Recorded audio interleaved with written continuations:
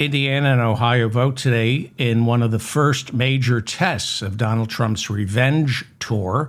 He promised to primary Republican state senators and state legislators who refused to back his plans to rewrite congressional maps that favor Republicans. We're going to be watching and talking about this Indiana primary and Ohio. The Supreme Court has temporarily restored the right to purchase the abortion pill, mifepristone, through the mail. I don't know if I pronounced that properly, but you can now purchase the abortion pill through the mail. This after a lower court last week banned the sale. Border czar Tom Homan warned mass deportations are coming for later this year. If I have time, I will tell you that the actual number is 100 million. That is the plan. And you think I'm being hyperbolic here. I'm not. If we have time, I'll get to it, or on the next show. The Department of Justice just filed a lawsuit challenging Denver's semi-automatic weapons ban. This after Senate Republicans today announced they want to spend $1 billion to upgrade security around the White House after yet another shooting incident outside the executive mansion. Little kid was hit. It's okay, but a kid got hit yesterday. This is the Mop-Up. I'm David Feldman in New York City. Thank you for finding me. Please like this episode so I remain in your feed. It's a little hard to find me these days, I know that, so subscribe. Subscribe to my newsletter so I can give you notifications of when I'm about to do something, and share this, like this. Well, the war is over. It's just begun. It's a ceasefire. We're engaging in the greatest military maneuvers in American history. Iran wants peace. Iran wants war. I want to make a deal. I don't care if we make a deal. I'm going to blow Iran off the map. Peace talks are going exceptionally well. Those are literally the words of Donald Trump's in the past 36 hours. I keep track. In the past, I've said ignore what he says and report what he does. But now we are a nation at war. So what he says is what he does.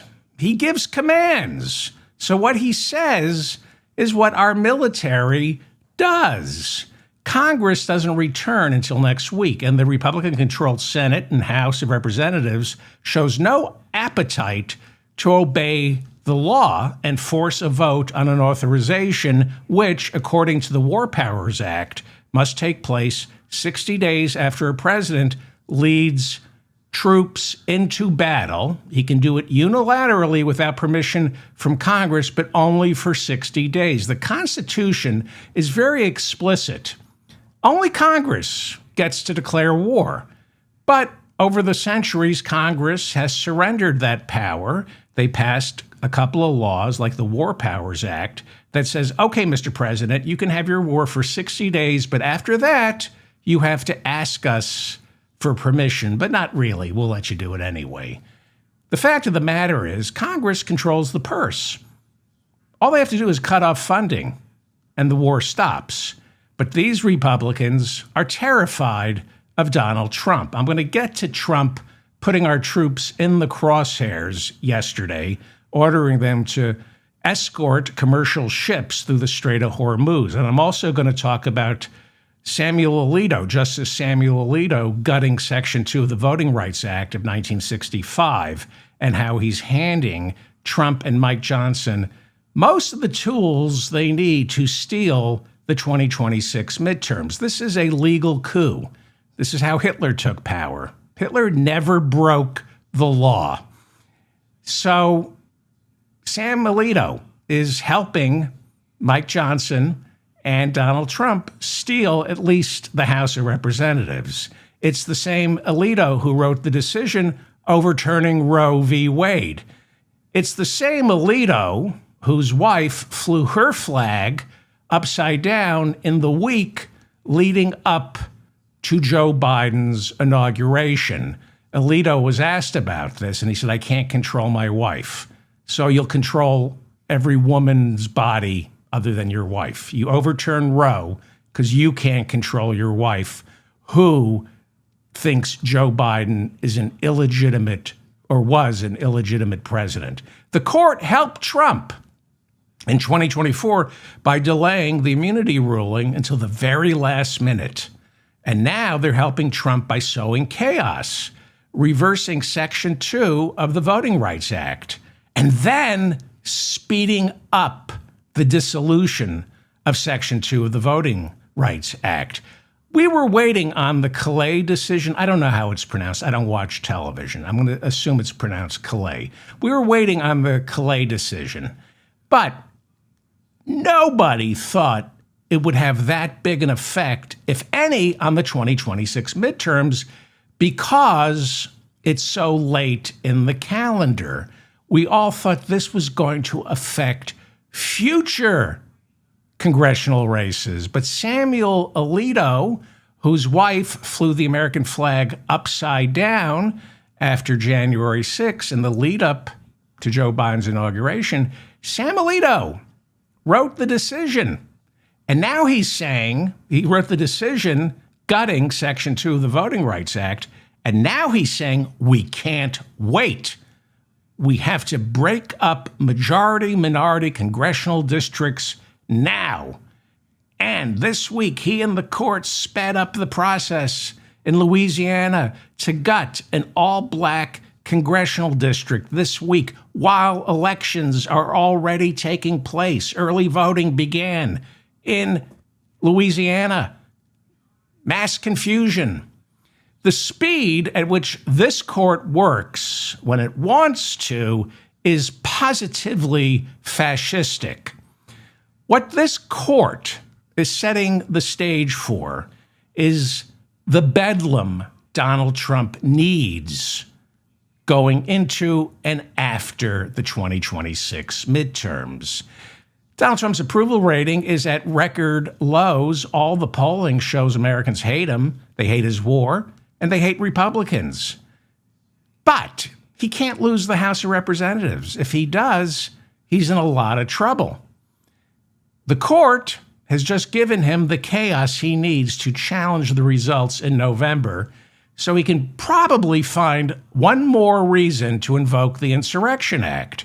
The gerrymandering wars are now going into hyperdrive, which means it's conceivable a lot of congressional districts will be challenged in the lead up to the midterms and after, meaning Donald Trump will be able to use what most Americans don't understand, gerrymandering. He'll use that in order to sow more confusion and create another January 6th, this time on January 3rd, 2027, when the new Congress is supposed to be sworn in. And most people are expecting something along the lines of a blue wave. It's what Trump has to do. He's got to challenge the results. And Samuel Alito, by gutting the Voting Rights Act, Section 2 of the Voting Rights Act, just handed Trump the tools to create a January 6th on January 3rd. He can't leave the White House. He knows that. That's what the ballroom is all about.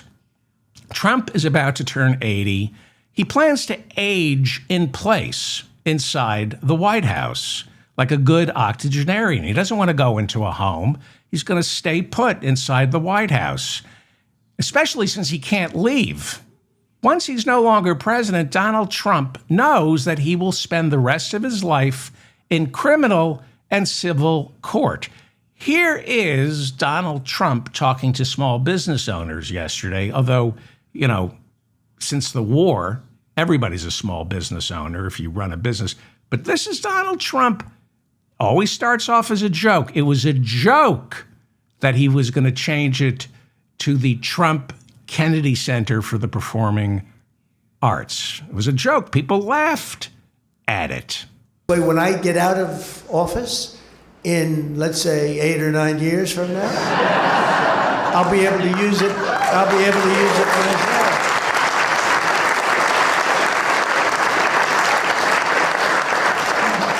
He hears the applause. He looks to somebody. He's not leaving. He's not leaving. You think anybody, you think Lindsey Graham is going to stop him? You think Mike Johnson is going to stop him? The only thing that's going to stop him is a massive landslide in November. We have primaries in Indiana and Ohio today. Vivek Ramaswamy is probably going to get the Republican nomination for governor in Ohio. Overwhelming favorite. He's being challenged by Casey Putsch, who is works in automobiles, is a YouTuber. I think Republicans like the word putsch, beer hall putsch, but I think the racist Republicans are going to hold their nose and vote for Vivek. He's leading the polls. He's got 76% of the vote so far, according to the polling averages. And the prediction markets have him at 99% to win tonight. And this is polls close in Ohio, 7:30 p.m. Eastern. And he will face probably Democrat Amy Acton in November.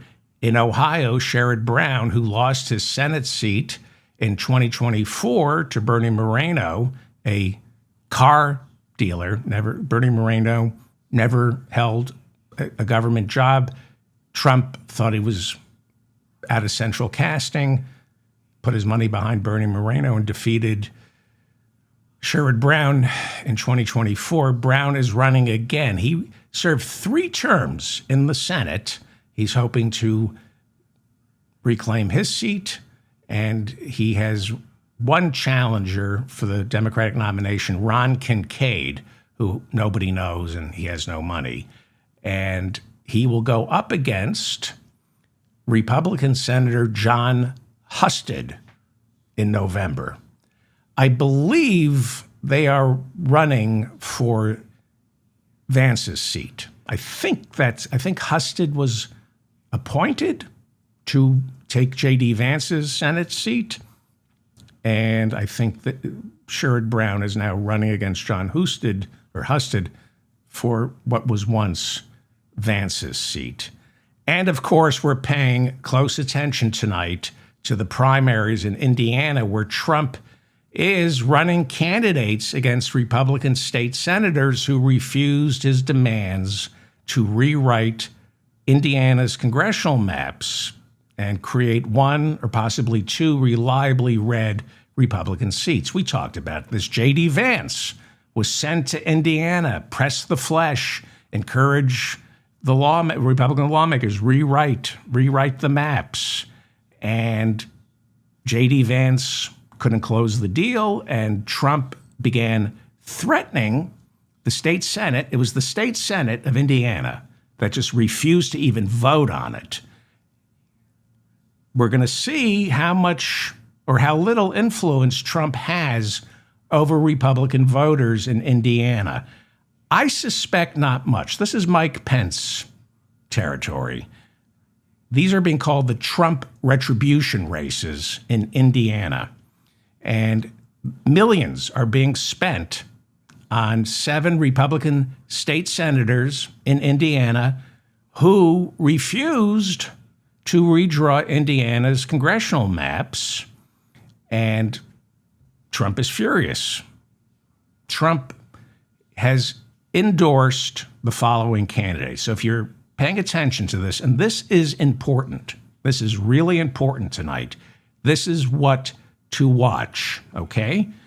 Because this is a leading indicator of how much influence Donald Trump has on Republican voters. District 1, I think that's Northwest Indiana. Dan Durnulk is a state senator, would not redraw the map. Trump is running Trevor DeVries against him. That's District 1.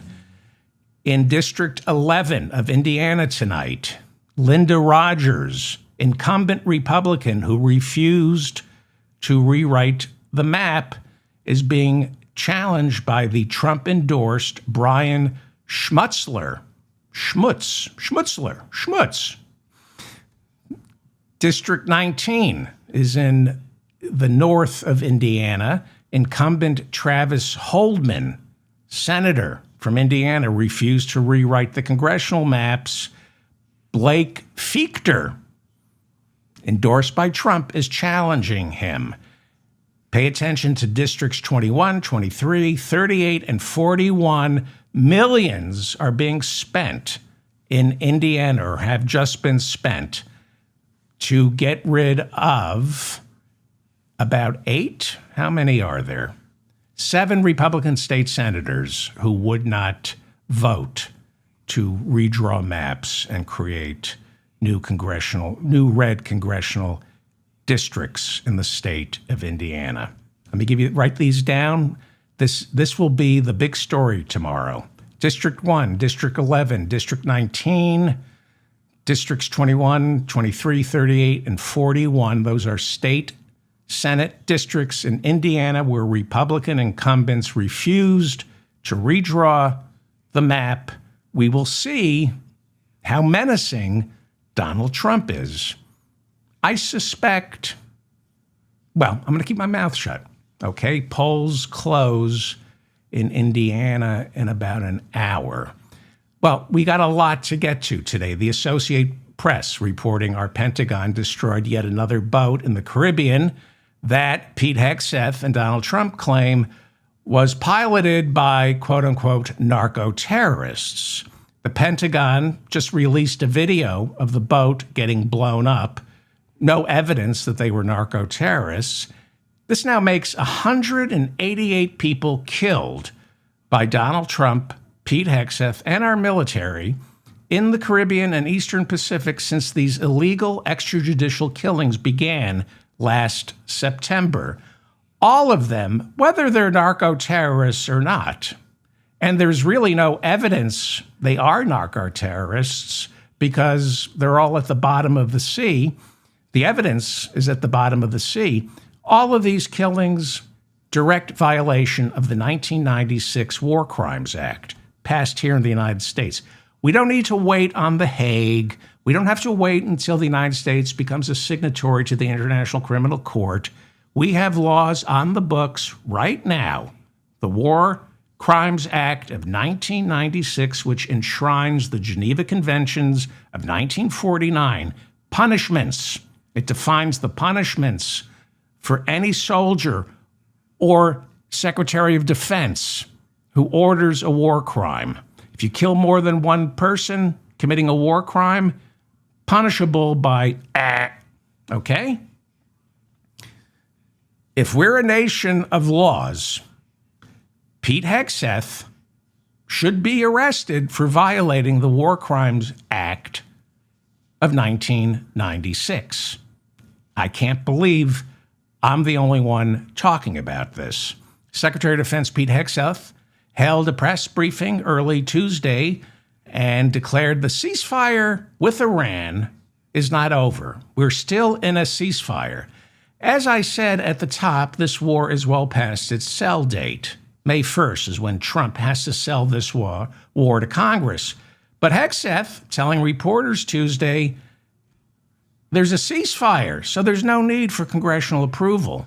Chairman of the Joint Chiefs of Staff Dan Kane, who warned Trump not to do this, he said, we don't have enough munitions and we can't do it alone. Chairman of the Joint Chiefs of Staff Dan Kane stood next to war criminal Pete Hegseth Tuesday morning, and Kane said American ships and troops have been attacked 10 times since the ceasefire went into effect. Oh, but it's not a war. He said 10 attacks on our soldiers don't meet the threshold for claiming the ceasefire is no longer holding.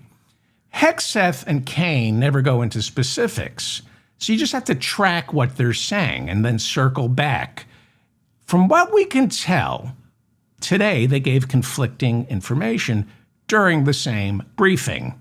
One briefing, 4 different stories. Now, Kane said Iran only attacked us 10 times during the ceasefire, but then he says Iran attacked 9 commercial ships and seized 2 tankers, but only attacked American forces 10 times. he said this doesn't justify restarting major combat operations. What? No, it justifies a naval blockade of Hormuz. That isn't a major combat operation. Trump says it's a friendly blockade. Yeah, ask the people on board the Tuska, the Iranian container ship, if it was a friendly blockade, a peaceful blockade. So he's got a naval blockade of Hormuz going. And as of Monday morning, Trump is supposedly sending our ships, or some, through Hormuz to escort some of these tankers out of the Persian Gulf. But who knows what the truth is? I keep an active database of everything these guys say. And when they say it, Hegseth said during the briefing on Tuesday that our military was able to assist 2 U.S. commercial ships as they passed through Hormuz. Won't tell us the name of those ships. Iran says he's lying. Hegseth also claims the U.S. naval blockade turned around 6 ships in the past 48 hours. Iran says he's lying. It's impossible to get a straight answer from Hegseth, Kane, and of course, Donald Trump.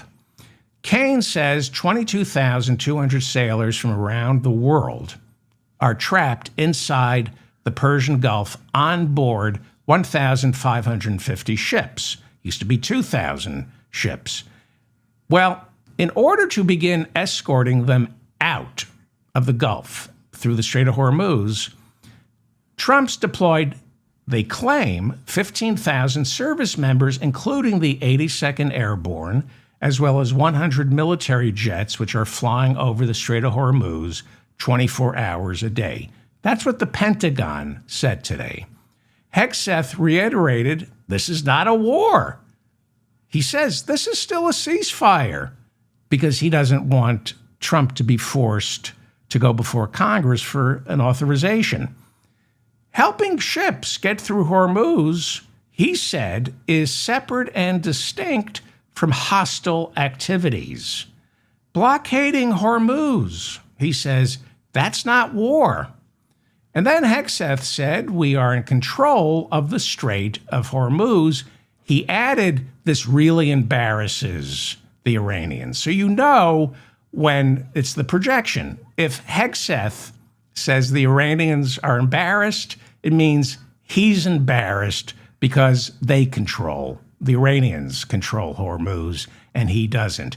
Hegseth says we're in control of Hormuz. Okay. You believe that?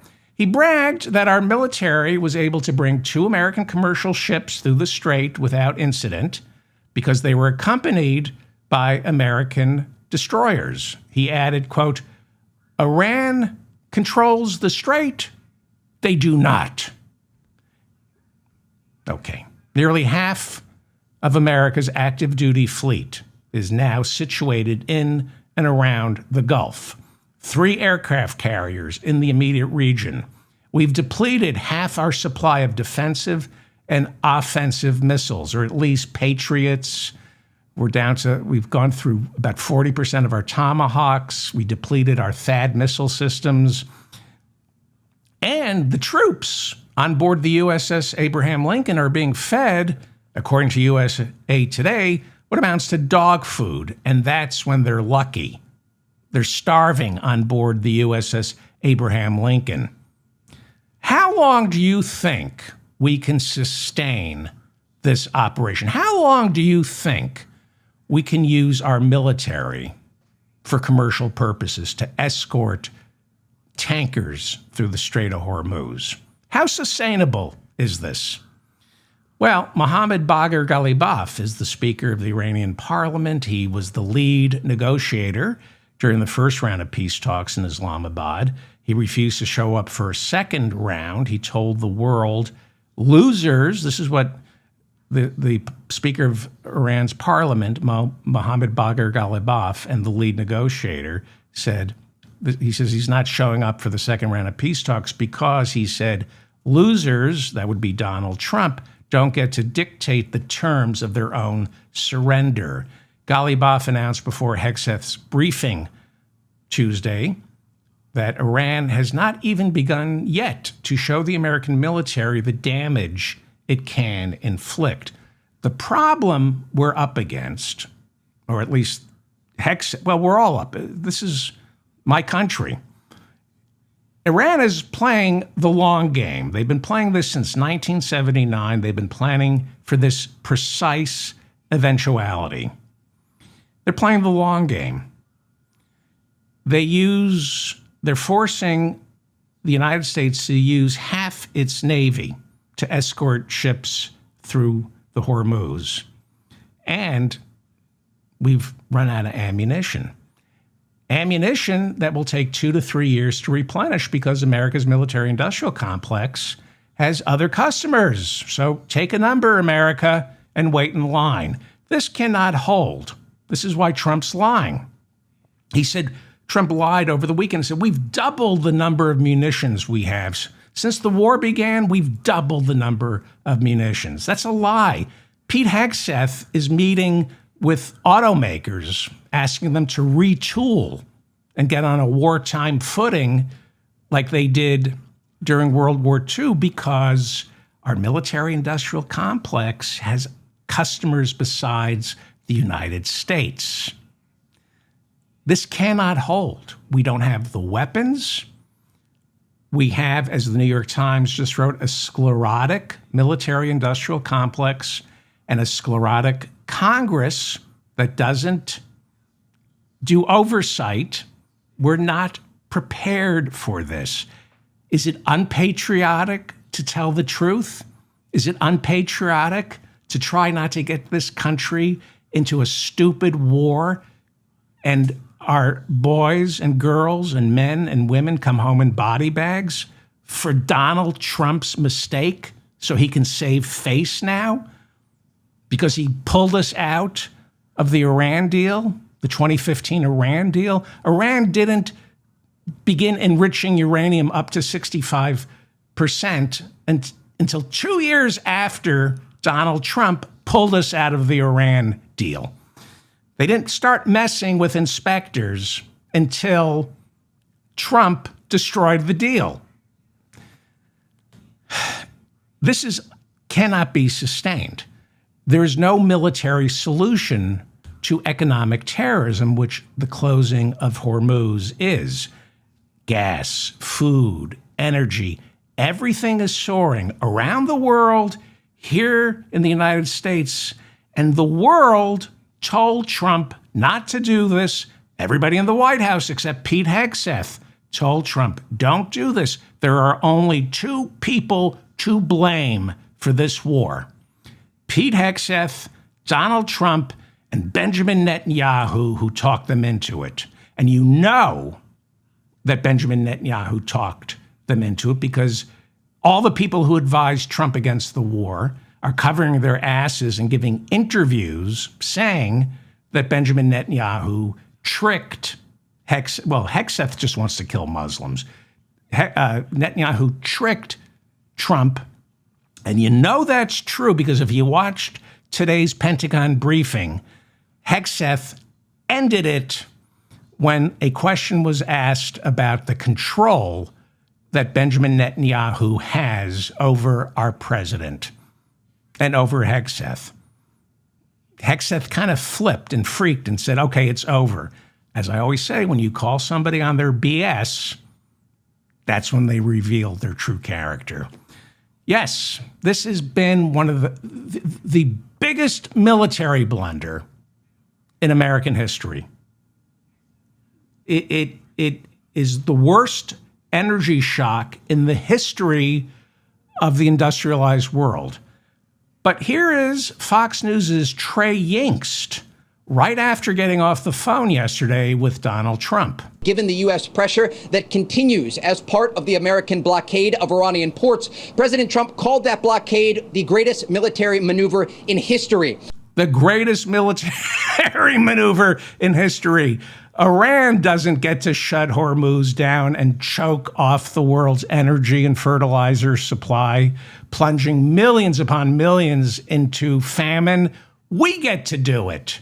The greatest military maneuver in military history. What is true? What is true here? Are we actually helping commercial ships pass through Hormuz? The United States military did, in fact, contact the Dutch shipping giant Maersk and asked to escort one of their container ships through Hormuz. They contacted Maersk over the weekend. A spokesperson from Maersk, they're Dutch, they said, we took the Pentagon up on their offer. And on Monday, Maersk says a large container ship that looks like this was able to get through the Strait of Hormuz. It was able to get out of the Persian Gulf. So Hegseth says two, but we only have one confirmed ship passing through. Hegseth claims multiple ships have passed through thanks to American destroyers patrolling Hormuz. Well, this has always been about money, and the bottom line is Lloyd's of London and all the other major insurers are the ones blocking Hormuz. No commercial tanker is ever going to try to get out unless they're insured. And the insurance companies right now say it's too early to tell if it's safe enough. I'd be curious if I worked for the New York Times, The Intercept, The Washington Post. I would like to know what deal Maersk struck with the Pentagon. Who insured Maersk's container ship when they agreed to be escorted through the Strait of Hormuz? I bet we're going to find out that the Pentagon promised to reimburse Maersk. What are those worth, those ships? $300 million? So if it gets destroyed, we'll pay for the ship and everything on board it. I don't think they got insurance for this. But Pete Hegseth says, he said it early Tuesday morning, that his military has, quote, our military, this is what he said, we've established a powerful red, white, and blue dome over the strait. Red, white, and blue. You mean the same color as that handkerchief you blow your nose into, Pete Hegseth? Mr. Patriot blows his nose into the American flag. Although he doesn't have the American flag for toilet paper, instead, he'd rather wipe his ass with the Constitution. Secretary of State Marco Rubio held a press briefing late Tuesday afternoon. So we had Hegseth lying in the morning, and then around 3 o'clock, Marco Rubio came in for the afternoon lies. He warned that we can never allow Iran to control the Strait of Hormuz. Well, that wasn't a problem, D-bag, until you decided to bomb Iran. For what reason? So they wouldn't have a nuclear bomb that they said they didn't have, that they never have, that they gave up their nuclear weapons ambitions in 2003. We had a treaty in 2015, D-bag, that your boss tore up. So now it's about we can never allow Iran to control the Strait of Hormuz. You created this problem by bombing Iran. They don't have a nuclear weapons program. But, said Rubio today, they have the desire to have a nuclear weapons program. Hey, I do too. You going to attack me? Yeah, you probably are. They have a desire to build nuclear weapons. That's why they signed the Nuclear Arms Treaty in 2015. That's how much they have a desire. Our own intelligence agencies told Donald Trump this year and last year that Iran abandoned its nuclear weapons program in 2003. You're an effing liar. Every country that is a signatory to the Nuclear Non-Proliferation Treaty is allowed to enrich uranium. You're just an effing D-bag. So now this is the new talking point. And I warned you about this over the weekend, that they're going to shift from we can't allow them to have nuclear weapons, which they don't have. Now they're shifting to something tangible. We can't allow Iran's control over Hormuz to become the new normal. That's what Rubio said today. And this is what's going to get the American people riled up and maybe support ground troops. Rubio said at the White House on Tuesday, under no circumstances can we ever allow Iranians to normalize the fact that they get to blow up commercial ships and put mines in the water, unquote. Well, it's economic terrorism, and there's no military solution to economic terrorism. There's only diplomacy. You know, like signing a treaty in 2015 that Obama did with Iran, that your boss tore up. And again, check the record, D-bag. Iran didn't mess with the inspectors until after Trump tore up the treaty. Iran said, Donald Trump tore up the treaty. There is no treaty, so we don't have to allow UN inspectors, and we're going to enrich uranium because there's no treaty anymore.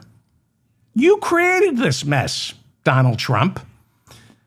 Rubio then defended Donald Trump's naval blockade, saying, and this is just verbal gymnastics, and they just expect your eyes to roll to the back of your head and not completely understand the logic here. So, Marco Rubio said the naval blockade is necessary in order for America to exert financial pressure on Iran. That's why we're doing this. That's why 40% of our Navy is outside Hormuz, blocking all ships from leaving if they are Iranian or if they're paying tribute money to the Iranians. And then he says, we must blockade Iran and bring them to their financial knees because a financial pressure is also being placed on the rest of the world because of Iran shutting down Hormuz. No ship can leave Hormuz, according to Donald Trump, if it makes a deal with Iran or is permitted to by Iran. And no ship can leave, actually, because it can't get insurance, and we don't have enough ships or money or weapons to sit in and around Hormuz to escort those ships in and out. He didn't say that. But this is what he said. The ease at which he lies, Marco Rubio, quote, nations from around the world, the overwhelming majority of whom are not even engaged in any military hostilities, are now at risk, not just of losing their cargo, but the lives of their own citizens because of this blockade, unquote. Whose blockade, D-bag? Whose blockade? Donald Trump's or Iran's? Iran said they would open up Hormuz. Over the weekend, they said, let's open up Hormuz and the naval blockade, and we'll talk. Iran said, we have 14 points that we want to go over with you. Let's talk for 30 days, but let's open up Hormuz. And Donald Trump said, no, you're humiliating me. That's what happened. I'll get to that in a second. People are in the sub-Saharan and in Asia, this country, are starving. Farmers are going out of business because Donald Trump can't get a deal with Iran that's 1/100th as good as the one Obama had in 2015. So there's no deal. This is who you're allowing to be our commander-in-chief. This is who holds our men and women's lives in his hands, our soldiers. He is willing to risk our soldiers because he tore up a deal with Iran, and now he knows he'll never get a deal as good as that. And he's just has no idea what to do other than what he does best, and that is bedlam, chaos, COVID. Remember COVID? 1 million people died in America. That's the largest number in the industrialized world per capita. And just in terms of sheer numbers, 1 million died because he didn't know how to deal with COVID. Chaos. Turned it into masks, freedom. I don't know what to do. I don't know how to get respirators from New York to Texas. So let's turn this into whether or not people should be forced to wear masks. So Marco Rubio lies. He just lies. He said on Tuesday during his press briefing at the White House, he said, quote, "Many nations, privately, some publicly, have asked the United States to help free their ships and to restore freedom of navigation to the Straits of Hormuz, since it is a critical artery of global trade. When asked to name which countries publicly, you said publicly and privately, which ones publicly? Couldn't come up with a name. Why? Because he's a liar. Nobody asks the U.S. to escort them out of the Persian Gulf. Every country said, don't do this. Don't do this. Make a deal with Iran. Don't do this. And then, so now this is the new talking point. Iran cannot have the power to shut down the Strait of Hormuz. No military solution to that. And then he says, quote, if Iran had a nuclear weapon and they decided to close the Strait of Hormuz and make our gas prices like $9 a gallon or $8 a gallon, we wouldn't be able to do anything about it because they have a nuclear weapon, unquote.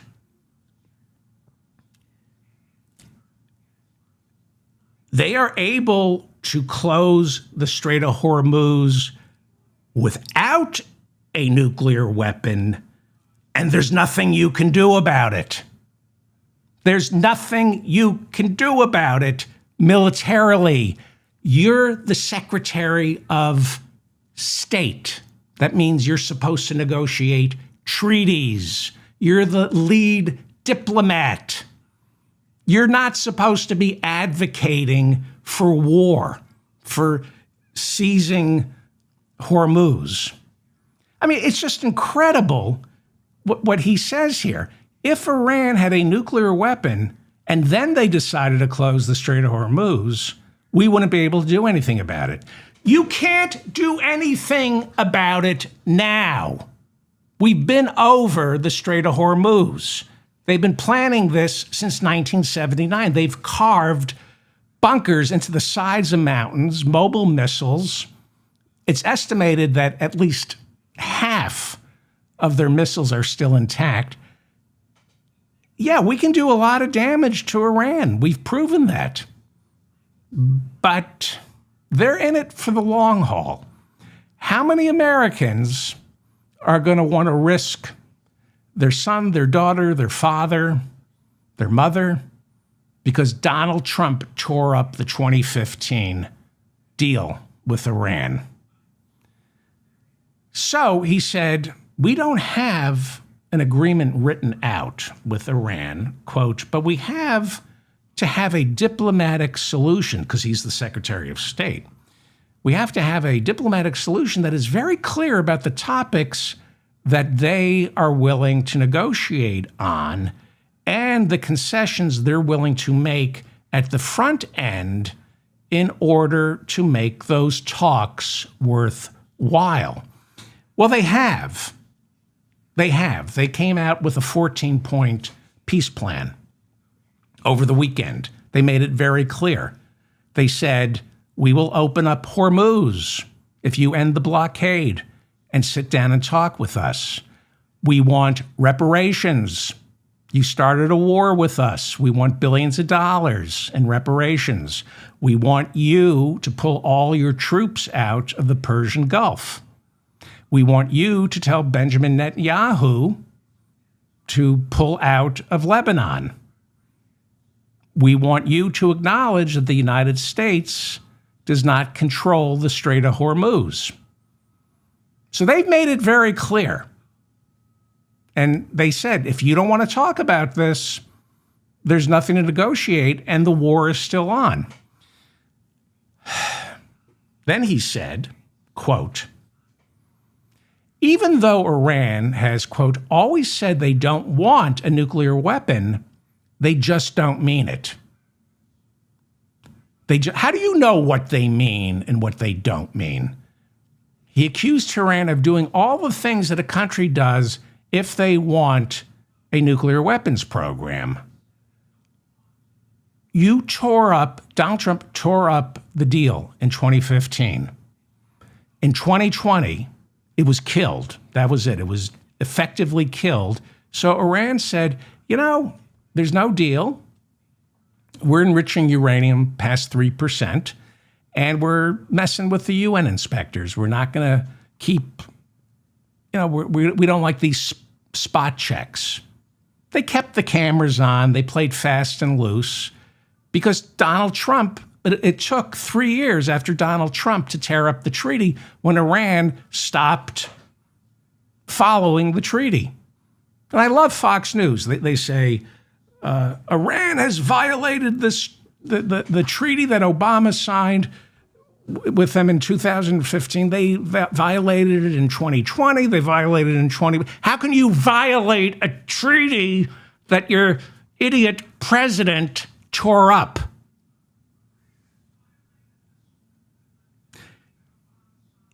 This is how Vietnam lasted essentially from 65. We sent in 500,000 troops starting in 65.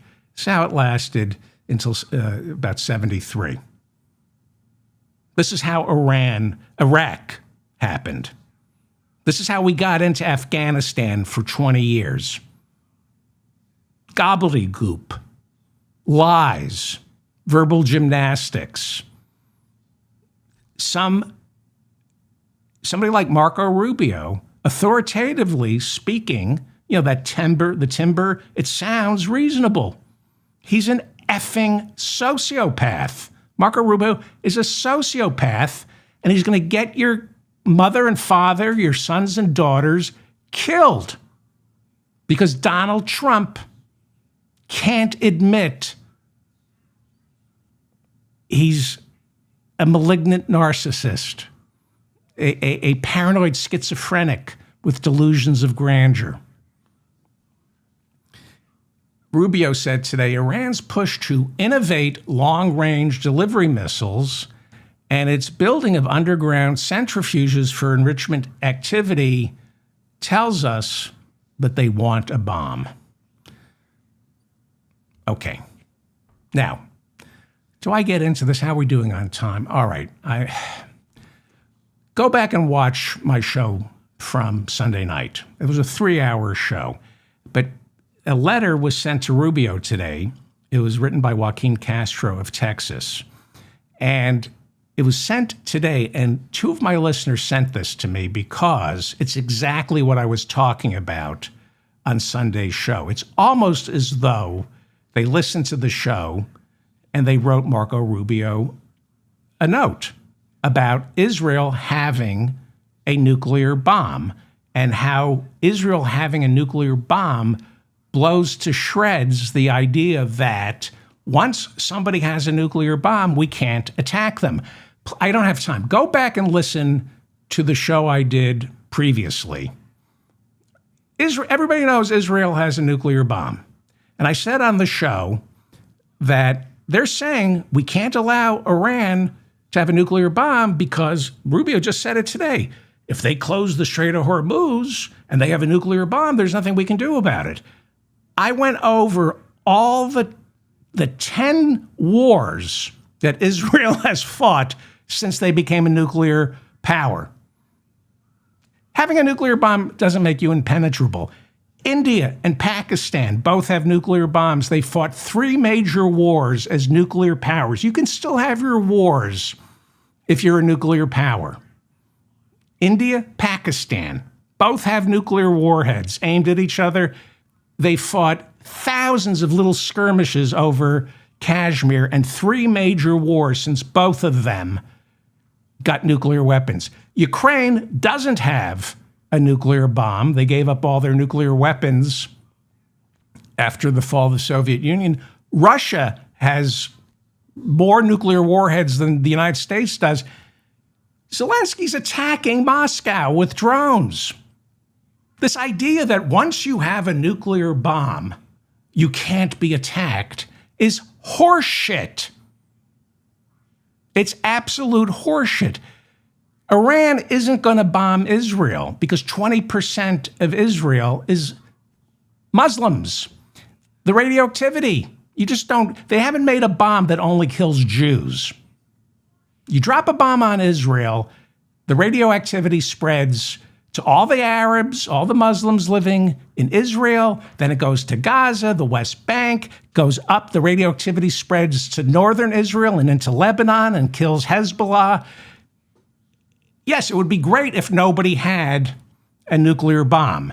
But this idea that we have to pay $6 for gas so Iran doesn't have this fictitious nuclear bomb, because once they have a nuclear bomb, they can do whatever they want right now. They just have to close. Anyway, so I went over this on Sunday's show, and it's why it was 3 hours. But yesterday, and I think Joaquin Castro of Texas must listen to this show because he wrote pretty much this letter of what I said on Sunday's show to Marco Rubio. Okay, they're just liars. Marco Rubio, Pete Hegseth, Donald Trump. They work for a man, Donald Trump, who says 20 different things all in the same sentence.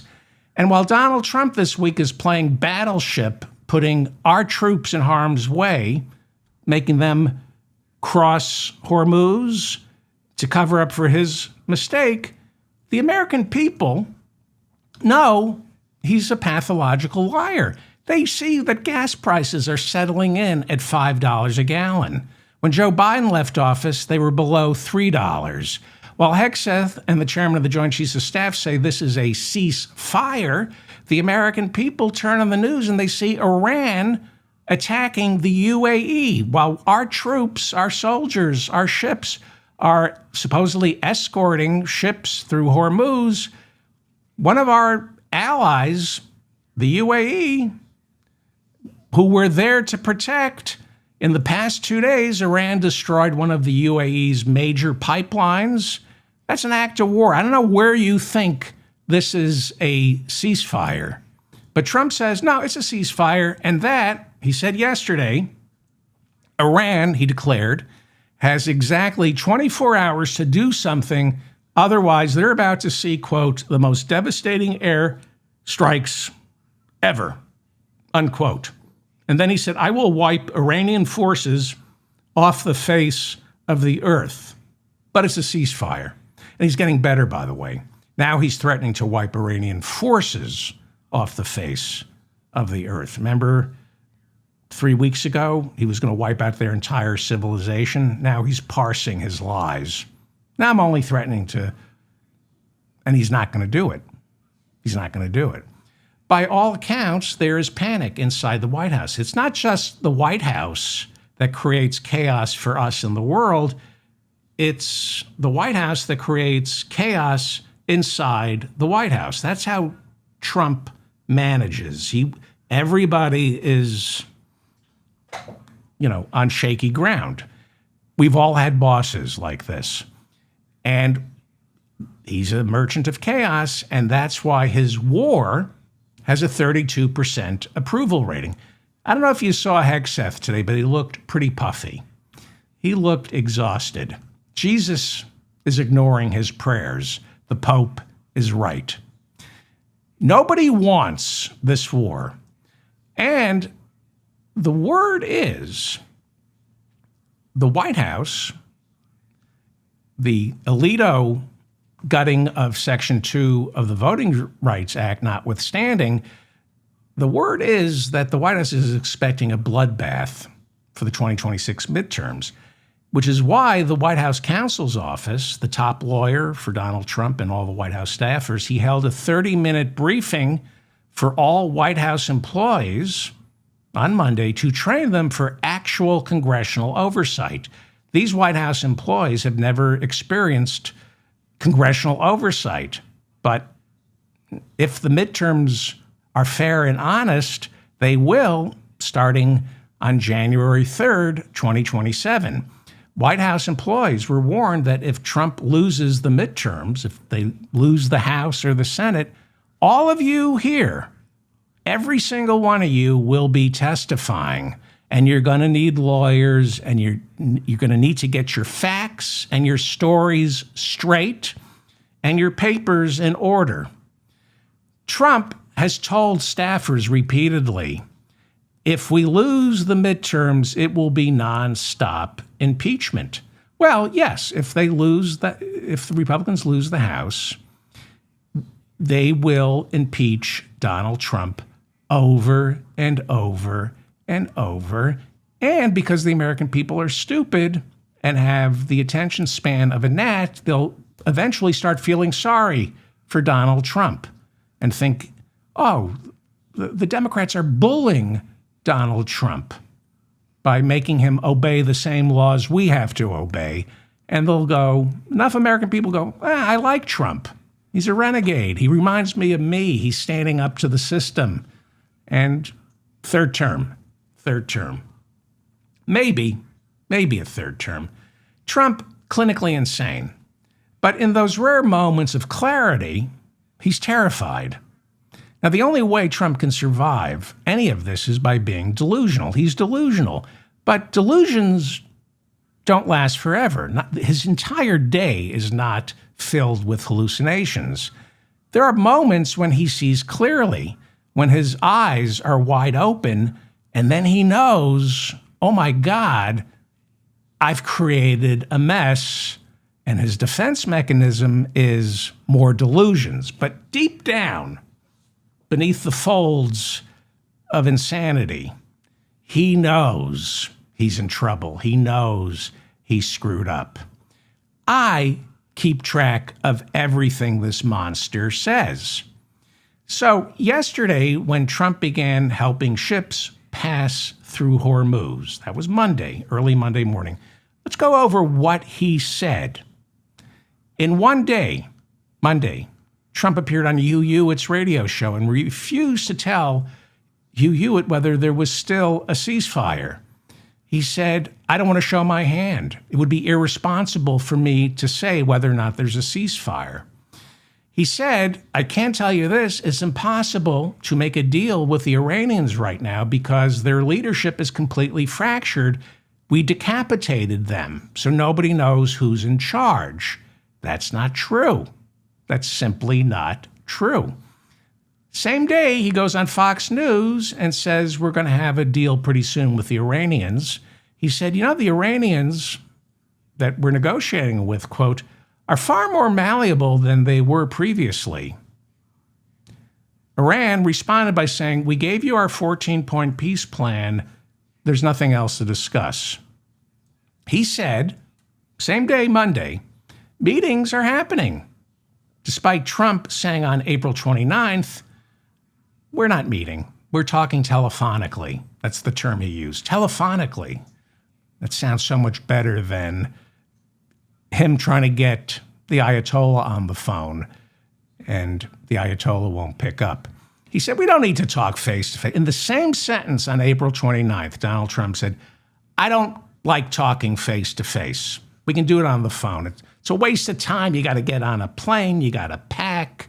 And then you got a you get on the phone, and you get right to business. Same interview, he goes, I don't like the phone. I think real negotiation, you got to meet face-to-face. That's how deals get done.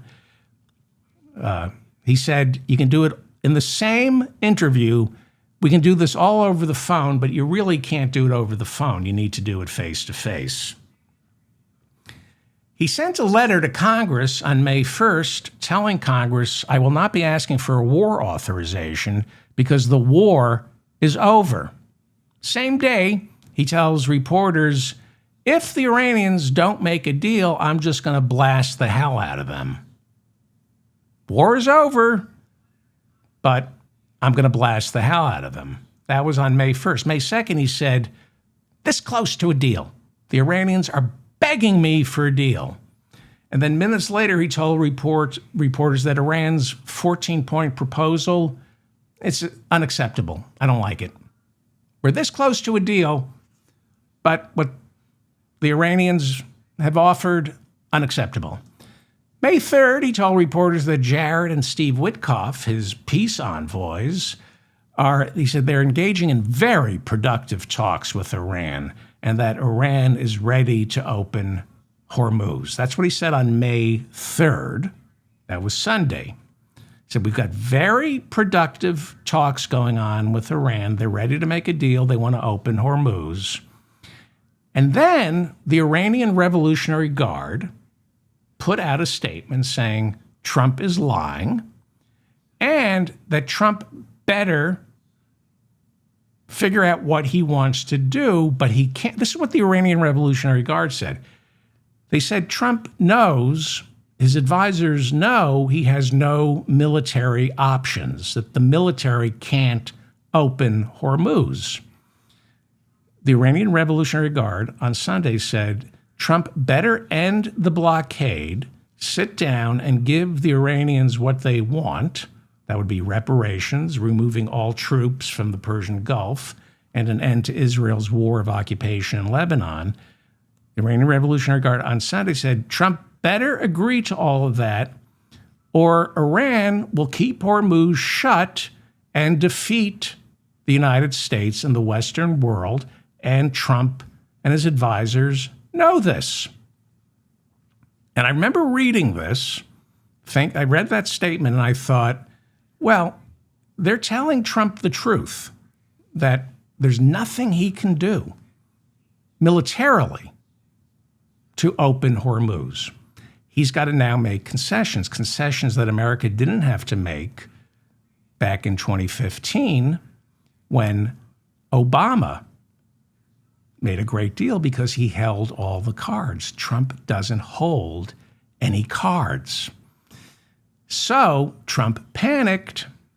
He looks weak. He knew that.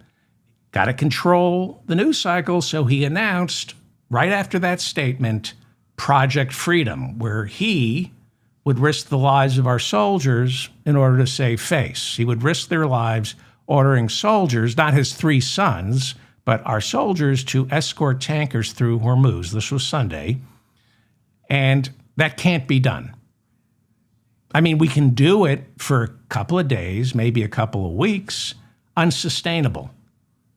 And all it takes is one tanker, one American destroyer, to be sunk in the Strait of Hormuz, and then Hormuz is shut down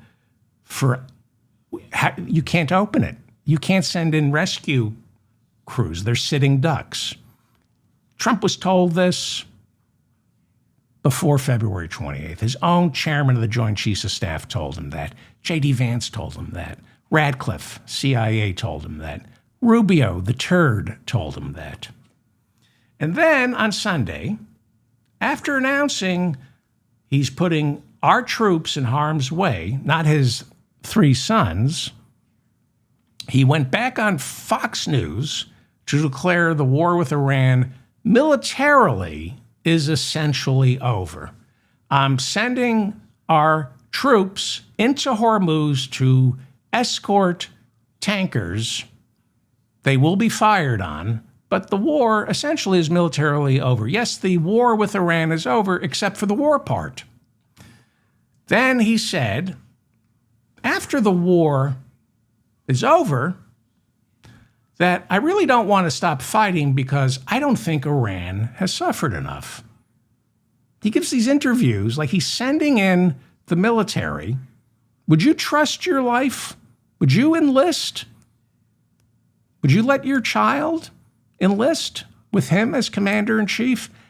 He's sending our troops into Hormuz, and then he says, I really don't want to stop fighting. And he's giggling because I don't think Iran has suffered enough. And he keeps asking that question at his little speeches. Should I stop? Do you think they've suffered enough? How about the world? How about the American people? Have we suffered enough? Trump warned yesterday, on Monday, that the Iranians would be blown off the face of the earth if they even thought of attacking our ships going through Hormuz. That's what he said on Monday when this operation began. I will blow your troops off the face of the earth if you even think of attacking our ships going through Hormuz. And then he sent our ships, some through Hormuz, and the Iranians not only thought of attacking our ships, they did. They fired warning shots at our ships.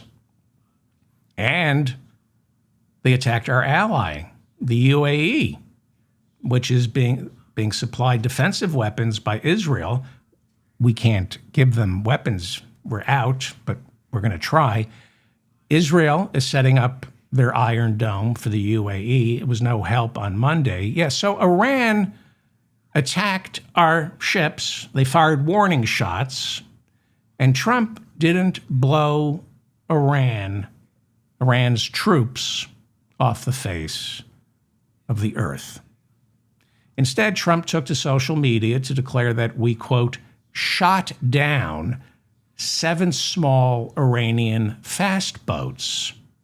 We're shooting down Iranian boats. Now, I know Iran is thinking of using suicide dolphins. They came up with that idea from us, suicide dolphins. But I never thought they would resort to flying boats, which I believe are called airplanes. I'm not as smart as Donald Trump, but I believe if you're shooting down boats, those would be airplanes. And how did you do on that cognitive test? You got the squirrel right? Do you know the difference, D-bag, between a boat and a plane, you dumb D-bag? You worthless POS, Donald Trump, who had sex with a porn star, condomless sex with a porn star, weeks after his wife gave him a baby. Then Trump said after they destroyed the 7 small fast boats, that's it. He said, that's all Iran has left. They had, it's, except for the fact that he's putting our soldiers' lives in jeopardy and starving the world, it's kind of funny that he thinks we're going to believe this. Trump said, we destroyed 7 small Iranian fast boats. That's it. It's all Iran has left. Really? That's all Iran has left. They were down to 7 small boats. Well, if that's all they have left, D-bag, take Hormuz. Go take Karg Island. Occupy Iran if that's all they had left and you destroyed it. Why not invade? Trump said the Iranians were unable to damage any American ships, but they did damage a South Korean cargo ship yesterday. He added, this is why the South Koreans should be helping us patrol Hormuz. But in the same paragraph, you say, we don't need anybody's help. We've got the greatest military on the planet. We don't need anybody's help, but South Korea should be helping us. Trey Yingst from Fox News, who just got off the phone with Trump, This was yesterday. Remind us, what did he tell you? Refresh our memory. Given the U.S. pressure that continues as part of the American blockade of Iranian ports, President Trump called that blockade the greatest military maneuver in history. You don't get to blockade Hormuz. I do. You don't get to starve the world. I do. Trump nearly got 4 million views on Twitter when he posted an Uno card as if to claim, winning, I'm winning, because he holds all the cards. Someone should tell Trump that in Spanish, uno means one, which is the number of functioning brain cells this turd has left. He holds all the cards. He loved telling that to Zelensky a year ago. You got to give up. Remember that? You don't hold all the cards. You don't hold any of the cards. Putin does. Zelensky, in the past year, has turned Ukraine into a military juggernaut. So much so, they're selling drone technology to Saudi Arabia, the UAE. They're investing a couple billion in his weapons manufacturers. You don't hold the cards, Trump. The fact that you had to post that on Twitter saying, I hold all the cards. I'm playing Uno and you don't hold the cards. The same way any man who claims he's a billionaire isn't really a billionaire. Trump promised the American people this war would be one and done. A week. Then it was 4, maybe 6 weeks. Now it's what, 9 weeks? He has no plan on how to end it because it's up to the Iranians. It's up to the Iranians when this ends. It's up to Israel when this ends. It's up to Netanyahu. It doesn't end until Netanyahu pulls out of Lebanon. It's only going to get worse. It always does with Donald Trump, but the American people have no memory. They forgot COVID. And Trump is delusional. He's delusional. So he says things like, anyone who claims this war isn't over hates America. That's what he said. He said, anybody who says we haven't won this war hates our troops and is guilty of treason. That's what he said at the Villages Friday. That anybody who says we didn't win this war is guilty of treason. So he just lies and lies about the war and about the American people.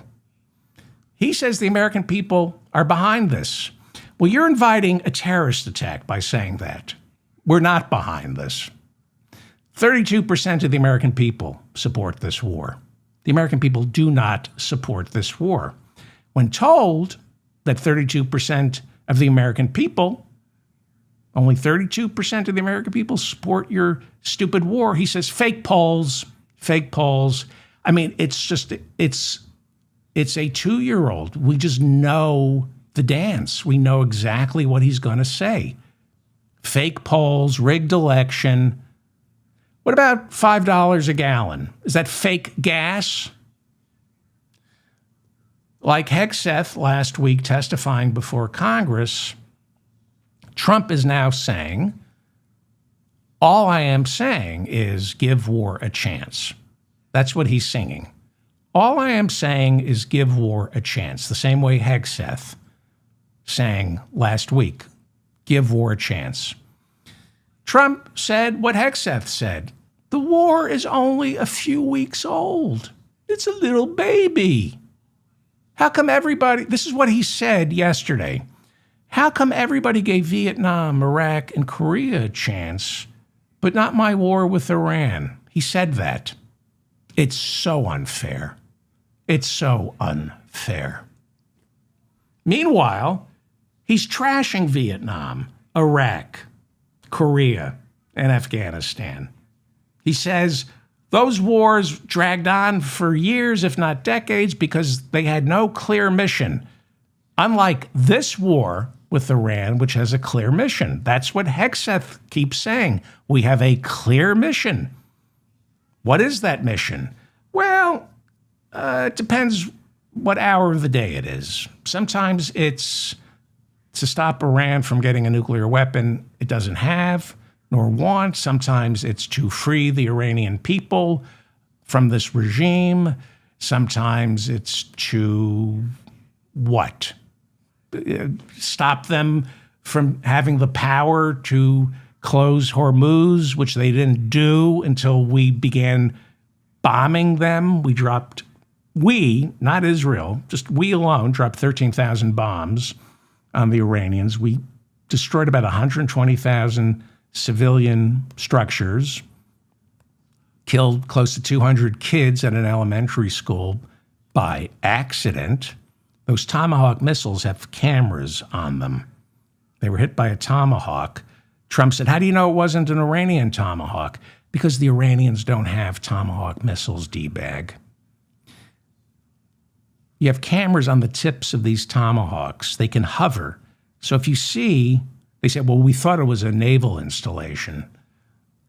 Well, your camera can tell you on the tip that it's not a naval installation, that it's a civilian structure. But these Tomahawks cost $3 million. What are you going to do? Turn it around and drop it in the sea? Nobody dies from that. Blow up the school. But it was an accident. We don't target civilians. No, you don't waste a $3 million Tomahawk on fish.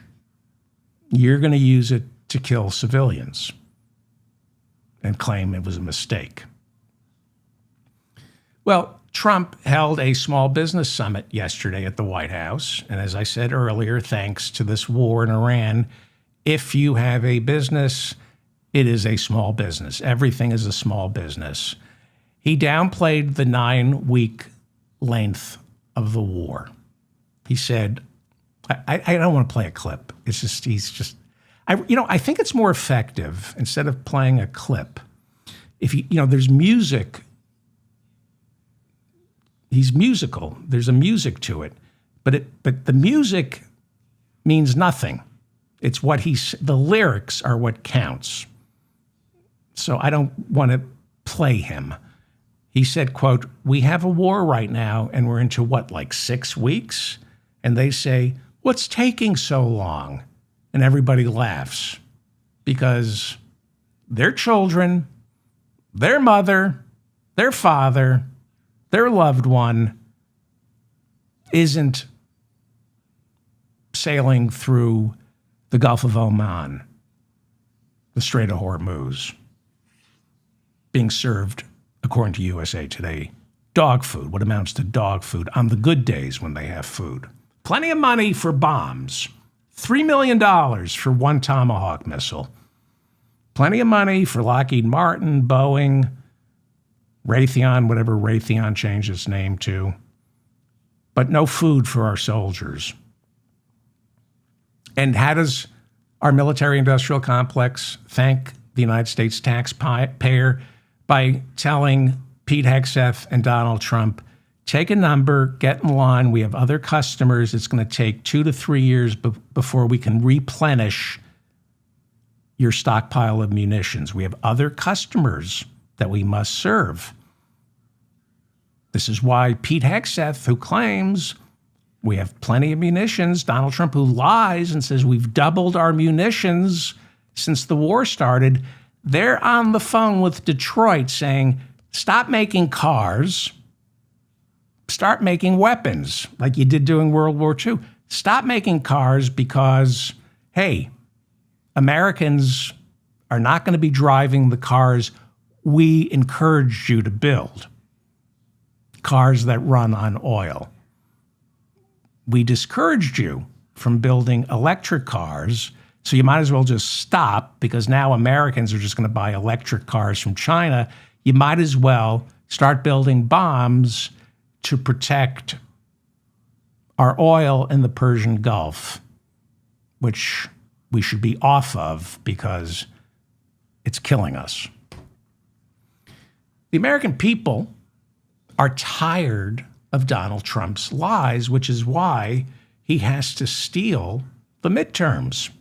They're tired of Scott Bessent, his Treasury Secretary, insisting U.S. oil prices going up. It's just a blip and it will all come down when the war ends. But it's not a war, it's over. So when are the prices coming down? And when is Hormuz going to open?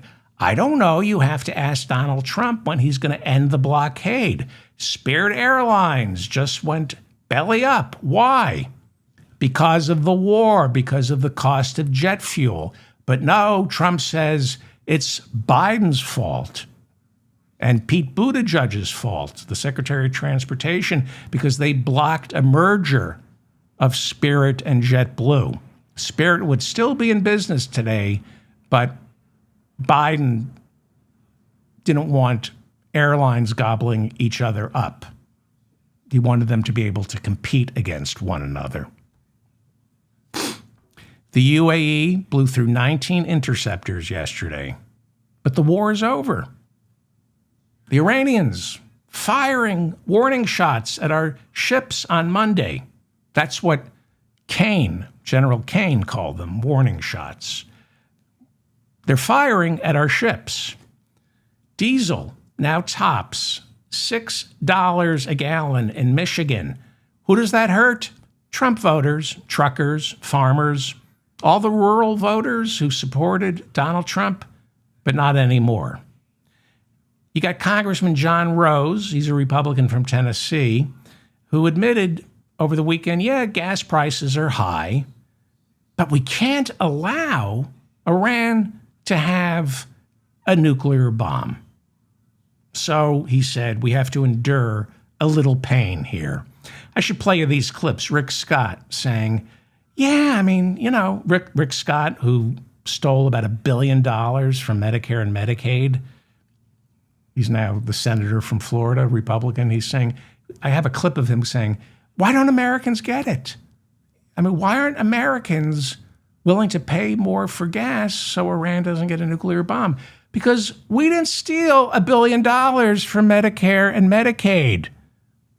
It hurts us when gas is $5 a gallon.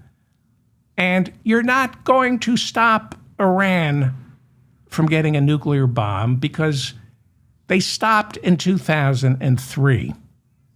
How is Rick Scott not in prison? This is what happens when you don't enforce the law. This is what happens when the Justice Department settles with a scumbag like Rick Scott, who ran a hospital chain that ripped off Medicaid and Medicare to the tune close to $1 billion. And instead of sending him to prison, the company has to pay a fine, not Rick Scott. And then he goes into politics, becomes governor of Florida and then senator from Florida. You got to enforce the law. You got a War Crimes Act of 1996. You lock up Pete Hegseth.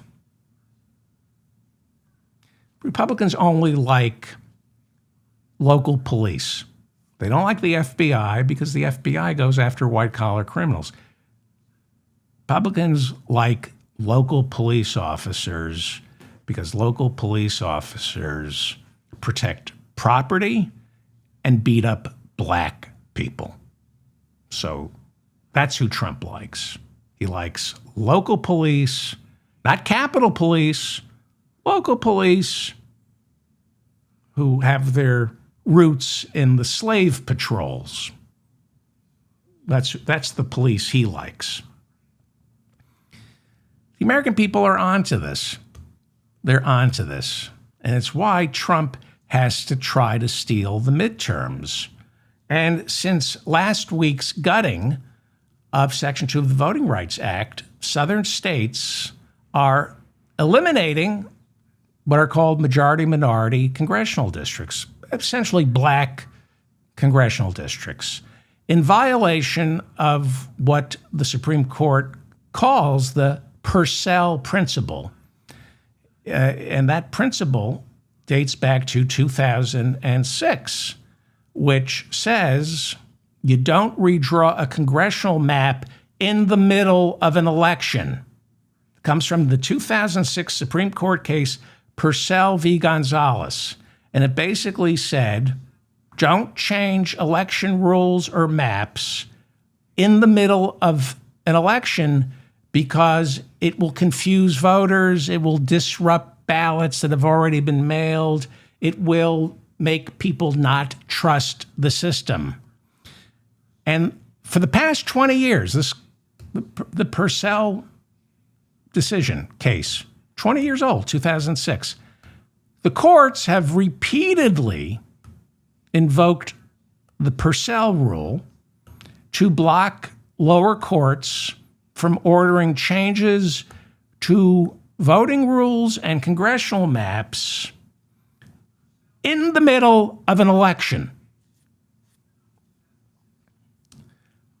Even this Louisiana redistricting war that triggered the gutting of Section 2, in the lead up to this final decision, the lower courts were ordered to follow the Purcell principle.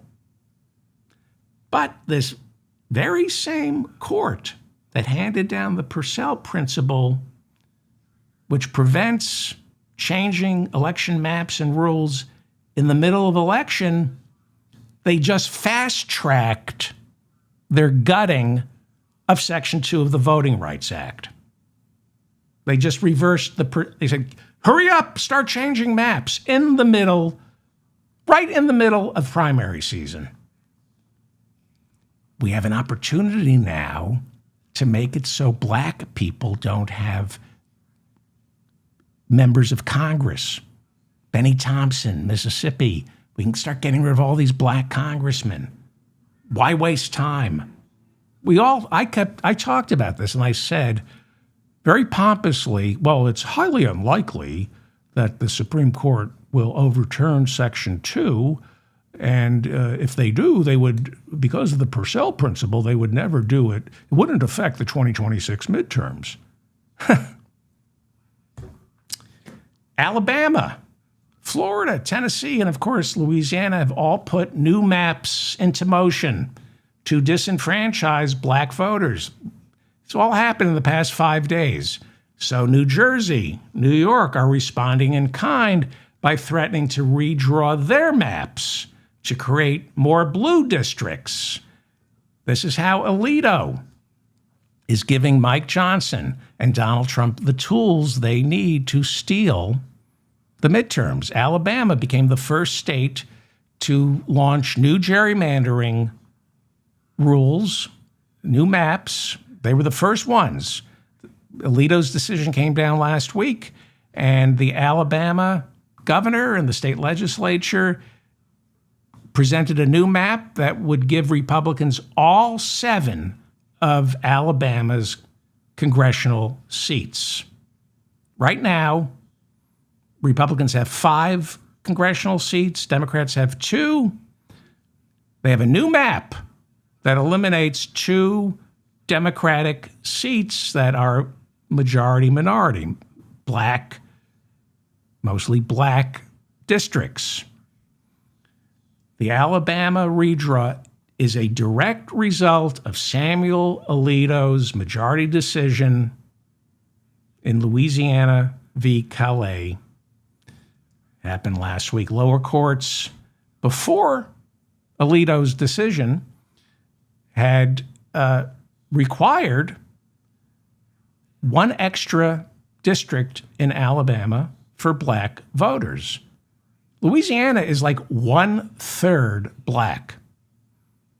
And now it's going to have 1 congressional seat. Democracy, you got to go to Democracy Docket. They're great. And they reported on how the state of Alabama is going before the Supreme Court right now. Florida Governor Ron DeSantis just signed a new map into law. The new map might I'll go over. This is dummy mandering. A lot of people think this is dummy. He would give Florida Republicans 4 extra congressional seats. I think they're targeting Debbie Wasserman Schultz and Jared Moskowitz. The problem with this is a lot of Republicans who, he passed the map, but a lot of Republicans say there's no guarantee that you're going to create 4 extra congressional seats because, it's like red jelly. You're trying to spread red jelly over the entire state. There isn't that much red as Ron DeSantis likes to think. So that's dummy mandering. There may not be enough Republican voters to spread around. And if there's a wave election, all this gerrymandering, not just in Florida, if the courts hold it up, it may end up hurting Republicans like in Texas. If this is a blue wave and Republicans stay home during the midterms, we might see, and you've been spreading your red jelly. You don't have enough. We may find some incumbents. Maybe these reliably red districts where you pull Republicans from may flip. The new Florida map will hand Republicans a 24-4 advantage in the state's congressional seats. Okay? Florida, 24 Republicans, 4 Democrats. Voters are already suing to block the new map. Problem is you got to prove that it's racial gerrymandering. The Supreme Court said partisan gerrymandering is, as far as the Supreme Court is concerned, is acceptable. They said it's up to the state Supreme Courts to decide whether or not partisan gerrymandering is acceptable. But as far as we're concerned, if you present a map that's just one party trying to get power over another, that's partisan gerrymandering, we're fine with that. Racial gerrymandering, we're not okay with. Problem is, blacks, for the most part, are Democrats. So racial gerrymandering and partisan gerrymandering are now the same thing. Tennessee Republicans are pushing for a special session. They want to start redistricting, getting rid of, I think it's Steve Cohn's seat. That is, I believe, it's Steve Cohn in Memphis. I may be wrong. I believe that's Steve Cohn who represents Memphis. South Carolina Republicans are trying to get their governor to call a special session so they can get rid of the one last majority-minority district in South Carolina. Henry McMaster is the governor of South Carolina. And like Indiana state senators, he's not calling a special session. He's getting pressured from Republicans to do it. He won't do it. And of course, Indiana's Republican Party primary is today, and Trump wants to punish those state senators who resisted his push for new maps. We'll be watching. The polls are about to close. This is what you should be paying attention to later tonight.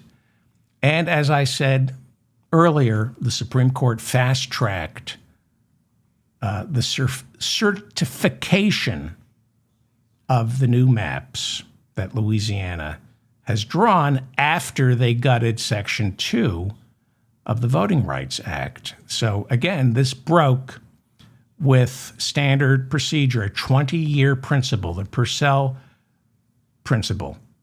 And they fast-tracked the new map. While the primaries, people are voting in the Louisiana primaries right now.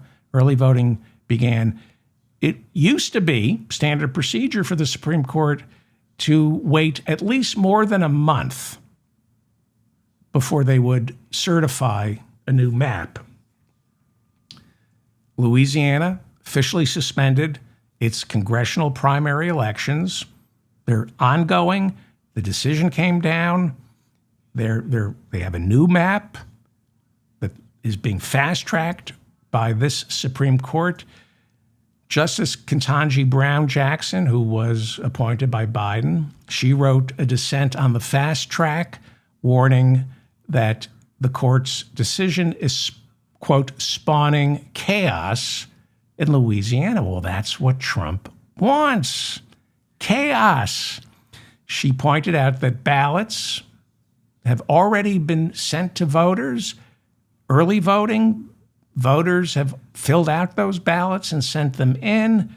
And Judge Alito issued his ruling in the middle of an election. And now they're saying, cancel the election. The Supreme Court's Louisiana decision just is in direct violation of the Supreme Court's 20-year rule that you don't change election rules or maps in the middle of election season. But Supreme Court Justice Samuel Alito said we must fast track Louisiana's new map. He wrote, quote, "The need for prompt action by this court is clear." Prompt action. The need for prompt action is clear. So the wheels of justice here in the United States move slowly. Unless black people are about to vote and there's a way we can stop that, then we have to speed it up. Well, black people are allowed to vote. They're just not allowed to be represented. Their voting power is being diluted. So the wheels of justice move slowly unless we have an opportunity here to dilute black representation in Congress and solidify Republican power. Wheels of justice move slowly, except for then, and it moves really slowly for Donald Trump, so he can't be tried before the 2024 election for inciting an insurrection and violating the Espionage Act. We'll slow down the wheels of justice until the very last minute. I think they came down with the immunity ruling on July 1st, 2024. That was like the last day they could issue a ruling which said, go back, let's see new indictments, let's parse out what was an official act as president and what wasn't an official act. Donald Trump should have been on trial. Had that immunity ruling come down as early as the one that said Colorado can't throw him off the ballot, that, for inciting an insurrection, they couldn't wait to come out with that ruling in 2024. Oh, no, Colorado has to keep him on the ballot. He didn't incite an insurrection. But when they were fast with that, and they took their sweet time on the immunity ruling because they know he's a criminal. So they figured if we wait till the last minute and then ask for new superseding indictments that are in line with our ruling, he won't be tried before the election. But you know what? Even if he were tried and convicted, the American people are so stupid he would have won anyway. I'm David Feldman, reminding you to stay strong and protect the weak. The American people are stupid. They are. It's that this man is in charge of our destiny. Stupid. All right, I have a whole thing on majority, minority. I may have to do an extra show. I'm wrapping it up. Thank you to Bob and Mila in the chat room for keeping the conversation civil. If I misspoke, if I gave the wrong facts, please correct me in the comments section. Last week, I said tomorrow is March 1st. On the Thursday show, I said tomorrow is March 1st. It was May 1st. I misspoke. I meant to say May 1st, not March 1st. And I also said GDP stands for Gross Domestic Policy. It stands for Gross Domestic Product.